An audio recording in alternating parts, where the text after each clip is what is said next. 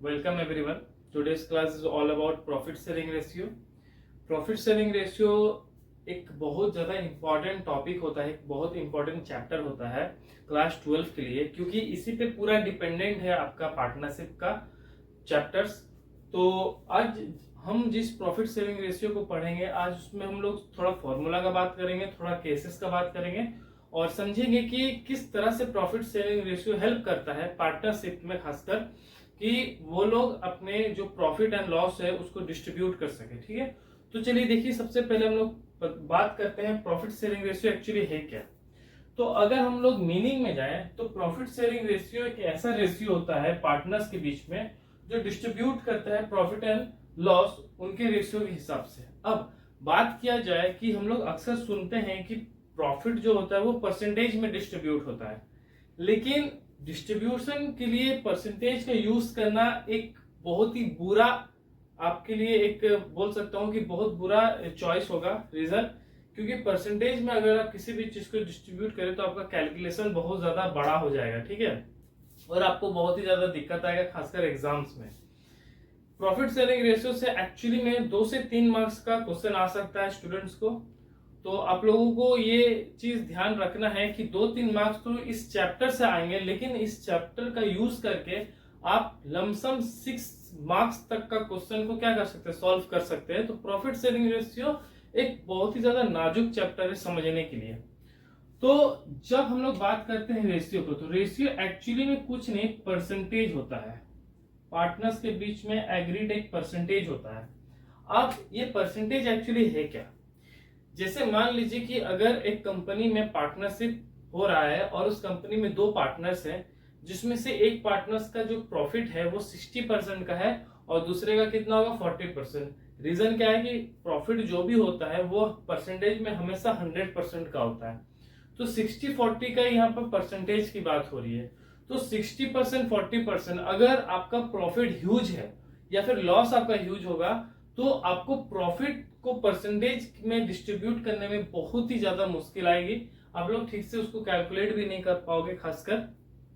तो उस प्रॉफिट को इजिली में डिस्ट्रीब्यूट करने के लिए हम लोग परसेंटेज उसको रेशियो में क्या कर सकते हैं, कन्वर्ट कर सकते हैं। ठीक है, इसे किस तरह से करते हैं, जस्ट लाइक समझिए कि मान लीजिए कि एक पार्टनर है जिसका 60% है और एक पार्टनर है जिसका 40% है।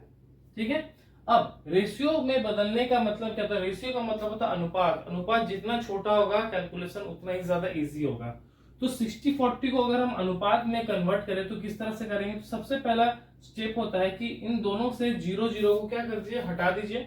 अब बचा कितना, 6 और 4। अब एक चीज आप लोग देखिए कि 6 और 4 दोनों 2 के टेबल में आते हैं। तो 2 के टेबल में 6 कितने बार में आएगा, 3 बार में आएगा, और 2 के टेबल में 4 कितने बार में आएगा, 2 बार में आएगा। तो आपका रेशियो कितना बना, 3:2। अब इस चीज को 60-40 के जगह पे 3:2 में अगर डिस्ट्रीब्यूट करेंगे तो आप लोगों के लिए बहुत ही ज्यादा इजी हो जाएगा कैलकुलेशन करना, और रिजल्ट आपके सामने पे एकदम एग्जैक्ट वही आएगा, परफेक्ट आएगा। ठीक है, अब इस रेशियो को क्वेश्चन में किस तरह से दिया जाता है, किस तरह से प्रेजेंट किया जाता है आपके सामने, वो चीज समझते हैं। तो यहाँ पर मैंने कुछ 5 केसेस लिखे हैं, जिन केसेस से रिलेटेड आपको क्वेश्चन मिलेगी, और उस क्वेश्चन को आप लोग इसी केसेस के मदद से आप लोग क्या कर सकते हैं, सॉल्व कर सकते हैं। तो चलिए देखिए, सबसे पहला केस है कि जब न्यू पार्टनर आता है, जब मान लीजिए कि एक कंपनी है जिसमें 2 पुराने पार्टनर है और एक न्यू पार्टनर आता है, तो अब टोटल कितने पार्टनर्स हो गए, 3 पार्टनर्स हो गए। ठीक है, तो समझिए कि अगर कंपनी में एक नया पार्टनर आ रहा है और उस कंपनी में नया पार्टनर जो आ रहा है उसका रेशियो, उसका जो शेयर है वो क्वेश्चन में गिवन है, लेकिन उसके बाद जो क्वेश्चन है वो साइलेंट है। चलिए इस चीज को हटाइए, हम लोग केसेस नहीं, पहले हम लोग फॉर्मूला को देखते हैं कि फॉर्मूला एक्चुअली क्या है। तो यहाँ आइए, फॉर्मूला पे जब गौर करते हैं हम लोग, तो फॉर्मूला देखिए कि 3 तरह के फॉर्मूला होता है। पहला होता है सैक्रिफाइसिंग, दूसरा गेनिंग, और तीसरा let the remaining profit to be 1। अब ये एक्चुअली है क्या, सैक्रिफाइसिंग रेशियो का फॉर्मूला है old share minus new share. तो चलिए अब समझते हैं कि सैक्रिफाइसिंग का मतलब क्या है। जैसे आप लोग समझ सकते हैं कि अगर 3 दोस्त मिलके कहीं पर कुछ बिजनेस को स्टार्ट करते हैं, तो तीनों के बीच में इक्वली डिस्ट्रीब्यूट एक परसेंटेज होगा, एक रेशियो होगा, जिसे हम लोग प्रॉफिट शेयरिंग रेशियो बोल सकते हैं। अब एक इनका चौथा दोस्त आया कंपनी में, एज ए पार्टनर, तो वो भी उस कंपनी का परसेंटेज, उस कंपनी का रेशियो चाहता है जिससे उसका प्रॉफिट या लॉस डिस्ट्रीब्यूट हो। ठीक है, इजली बात है समझने की। अब समझिए कि 3 दोस्त जब थे तो उनके बीच में जो प्रॉफिट का रेशियो था वो बहुत ही मिनिमाइम था, बहुत ही छोटा था। अब एक चौथा दोस्त आया उनके पार्टनरशिप में पार्टनर बनने के लिए, तो हर एक पार्टनर को कुछ ना कुछ क्या करना पड़ेगा, सैक्रिफाइस करना पड़ेगा। मतलब हर पार्टनर्स अपने हिस्से में कुछ ना कुछ से उसको क्या देंगे, रेशियो देंगे, जिससे उसका एक नया रेशियो का क्या होगा, इजाद होगा।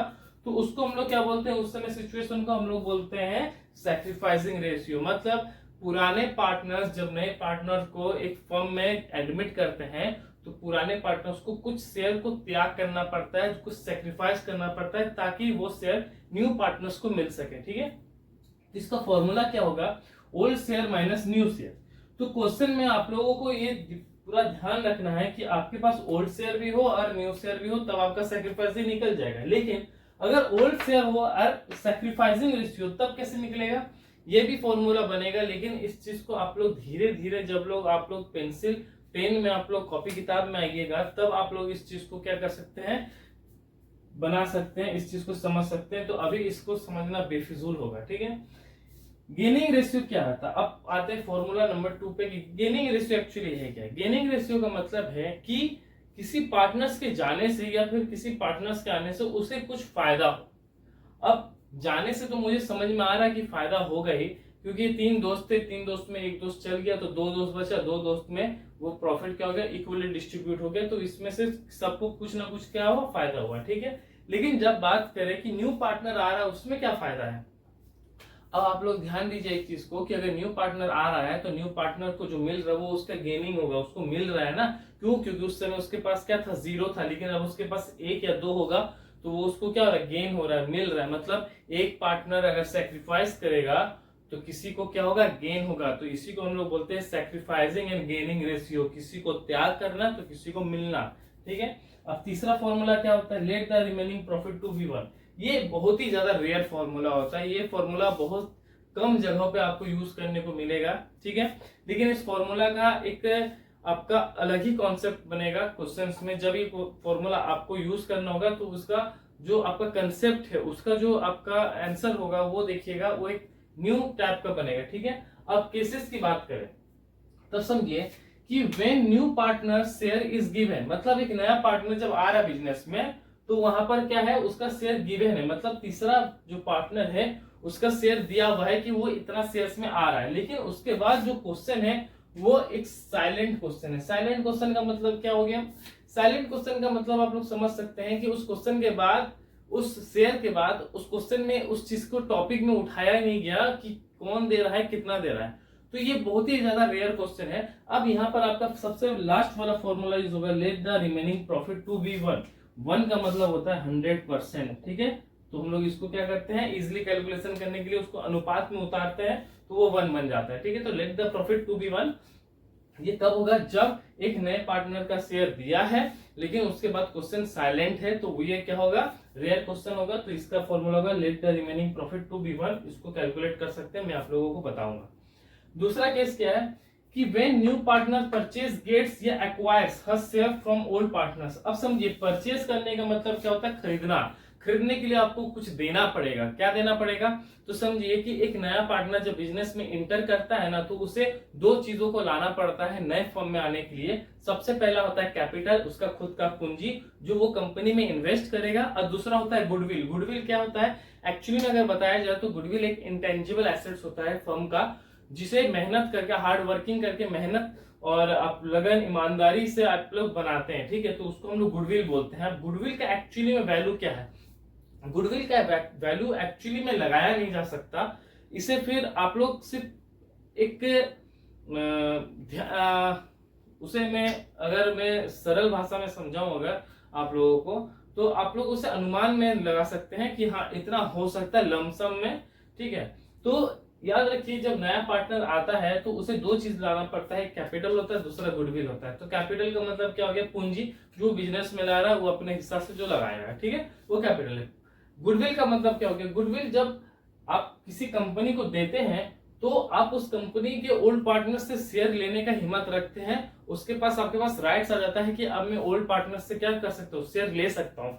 तो यहाँ पर जो वर्ड है उस पर आप लोग एकदम ध्यान लगाइए। वर्ड यहाँ पर क्या आता है, सबसे पहला वर्ड आ रहा है परचेज। परचेज करने का मतलब खरीदना, मैं खरीद रहा हूँ शेयर, तो उसके बदले में मैं कैपिटल दे रहा हूँ कंपनी को और गुडविल दे रहा हूँ पार्टनर्स को। गेट का मतलब क्या होता है, गेट का मतलब सेम ले लेना होता है, ठीक। तो लेने के लिए मुझे कुछ देना भी पड़ेगा। एक्वायर्स करने का मतलब क्या होता है, एक्वायर्स करने का ठीक उल्टा मतलब ये होता है कि हिंदी में अगर मैं इसे समझाऊं तो एक्वायर करने का मतलब होता है बोरो करना, मुझे दो मेरा शेयर, ठीक है, मुझे मेरा शेयर वापस चाहिए। या फिर आप लोग बोल सकते हैं कि मुझे मेरा हिस्सा दो, हाँ मुझे मेरा हिस्सा दो। तो समझिए कि आप किसी पार्टनर से हिस्सा मांगने का अधिकार तब रखते हैं जब आपके पास कुछ देने के लिए भी हो, जैसे कैपिटल और गुडविल। तो समझ जाइए कि जब क्वेश्चन में परचेज गेट एक्वायर्स वर्ड आए ओल्ड पार्टनर से, तो यहाँ पर का मतलब क्या है कि न्यू पार्टनर जो है वो परचेज कर रहा है, एक्वायर कर रहा है ओल्ड पार्टनर से। तो ये क्या हो गया, ओल्ड पार्टनर न्यू पार्टनर को शेयर देगा। तीसरा केस क्या है, when old partner surrender gives या सैक्रिफाइस हिज शेयर। अब समझिए कि old partner surrender give sacrifice का मतलब क्या होता है, सरेंडर करने का मतलब कि मैं अपनी इच्छा से ये शेयर आपको दे रहा हूं, तुमको दे रहा हूं, ठीक है। गिव करने का मतलब दे देना होता है, आपको पता है। सैक्रिफाइस करने का मतलब क्या, सैक्रिफाइस करने का मतलब त्याग होता है, आप त्याग करोगे तब मुझे कुछ मिलेगा। तो ये सैक्रिफाइस जो वर्ड है ना, वो पार्टनरशिप में आपको सबसे ज्यादा देखने मिलेगा, सैक्रिफाइसिंग एंड गेनिंग, क्योंकि पूरा पार्टनरशिप एक्ट में प्रॉफिट शेयरिंग रेशियो इस सैक्रिफाइसिंग एंड गेनिंग वर्ड से ही भरा हुआ है, ठीक है।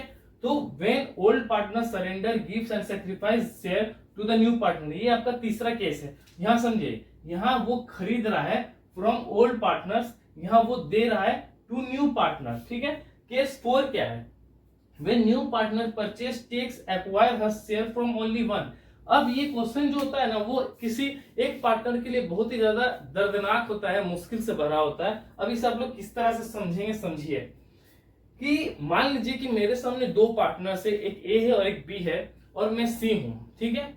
मुझे अब फर्म में आना है, अब मेरे पास अधिकार है कि मैं ए और बी दोनों से क्या कर सकता हूँ, शेयर ले सकता हूँ। लेकिन मेरा जो मन किया ना, मेरा मन किया कि मैं सिर्फ बी से शेयर लूं, ए को मैं कुछ ना करूं। तो मेरा जो ज्यादा फोकस रहेगा वो किस पे रहेगा, ए बी पे, ठीक। अब समझिए ए है और बी है, और मैं एक सी हूं, न्यू पार्टनर, मैं न्यू पार्टनर हूं। मेरा फ्रॉम ओनली वन से मतलब है, मतलब मैंने दोनों में से किसी एक से ही मुझे शेयर लेना है। अगर मैं दोनों से शेयर ले रहा हूं तो यहां पर ये बात दोनों आ जाएगी, मतलब या तो मैं ओल्ड पार्टनर से परचेस कर रहा हूं या तो फिर वो लोग दोनों सरेंडर कर रहे हैं, ठीक है। लेकिन यहाँ पर क्या है कि मैं परचेस कर रहा हूं किसी एक से, मैं खरीद रहा हूं, मतलब मैं चाहे तो ए से भी खरीद सकता हूं या तो फिर मैं बी से भी खरीद सकता हूं, लेकिन किसी एक से लूंगा, ठीक है। ये केस 4 आता है आप लोगों के सामने। केस 5 क्या है कि when new partners acquire get purchase share from old partners in certain ratio। certain ratio का मतलब क्या होता है कि जब बात हम लोग इन तीनों केसेस की करें, 2, 3, 4 की बात करें, तो यहां पर आपको कैलकुलेशन करना पड़ता है कि जो ओल्ड पार्टनर है वो कितना शेयर आपको देंगे, न्यू पार्टनर को कितना शेयर मिलेगा। लेकिन यहां पर न्यू पार्टनर तय करता है कि मुझे इन दोनों से कितना लेना है। अब अगर आप लोगों को एग्जांपल में समझाऊं तो समझिए एक चीज कि मान लीजिए कि ए है, बी है और सी है। ए का जो शेयर था, पुराना शेयर, ओल्ड शेयर 3:2 है, तो सी का तो कुछ रहेगा नहीं क्योंकि सी तो न्यू पार्टनर है, तो सी का न्यू पार्टनर जब बन रहा है तो वो ओल्ड शेयर उसके पास तो कुछ होगा ही नहीं।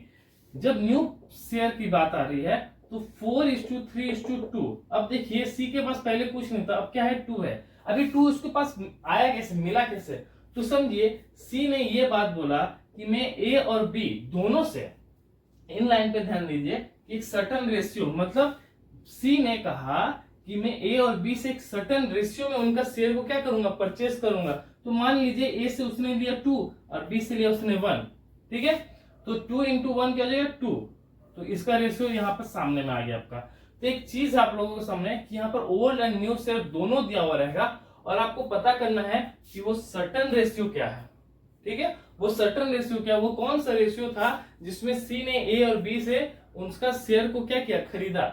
या फिर आप लोगों के सामने ये क्वेश्चन आ जाएगा कि न्यू शेयर दिया हुआ है और एक सर्टन रेशियो भी दिया हुआ है।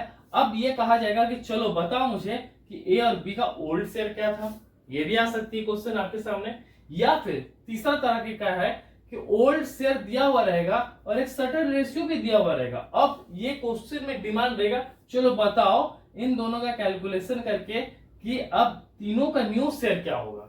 तो क्वेश्चन किसी भी तरह से आपके सामने में आ सकता है दोस्तों।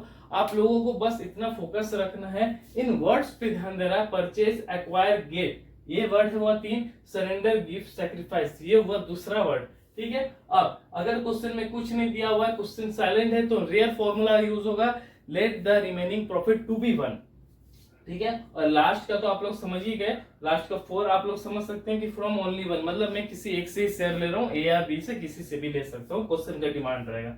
और केस 5 क्या है कि मैं ए बी या दोनों से शेयर ले रहा हूँ, लेकिन एक सर्टेन रेशियो, वो सर्टेन रेशियो क्या रहेगा, या तो आपको फाइंड आउट करना है, या तो दिया हुआ रहेगा तो ओल्ड शेयर निकालो, ओल्ड शेयर सर्टेन रेशियो रहेगा तो आपको न्यू शेयर निकालने बोल दिया जाएगा। तो किसी भी तरह से क्वेश्चन आप लोगों के सामने आ सकता है। बस प्लीज दोस्तों आप लोगों को इस पे बहुत ज्यादा फोकस लेके पढ़ना होगा, क्योंकि पूरा जो क्लास 12 है ना, इसी पे डिपेंडेंट है। अगर आप इस चीज को अच्छे से पढ़ लीजिएगा तो क्लास 12 में आपको कोई भी शेयर, कोई भी रेशियो का अगर क्वेश्चन आए तो आप वहां पर बनाने के लिए पूरी तरह से कैपेबल रहेंगे। ठीक है, तो आज की क्लास में इतना ही। अब नेक्स्ट टॉपिक जो रहेगा ये इसी पे रहेगा, लेकिन मैं नेक्स्ट टॉपिक लेके आऊंगा सभी केसेस का एक एक क्वेश्चन लेके, न्यूमेरिकल क्वेश्चन। तब तक के लिए अपना ध्यान रखिए और पढ़ते रहिए। और बस जाते जाते इतना ही बोलूंगा कि लाइक, शेयर एंड सब्सक्राइब जरूर कर दीजिएगा दोस्तों।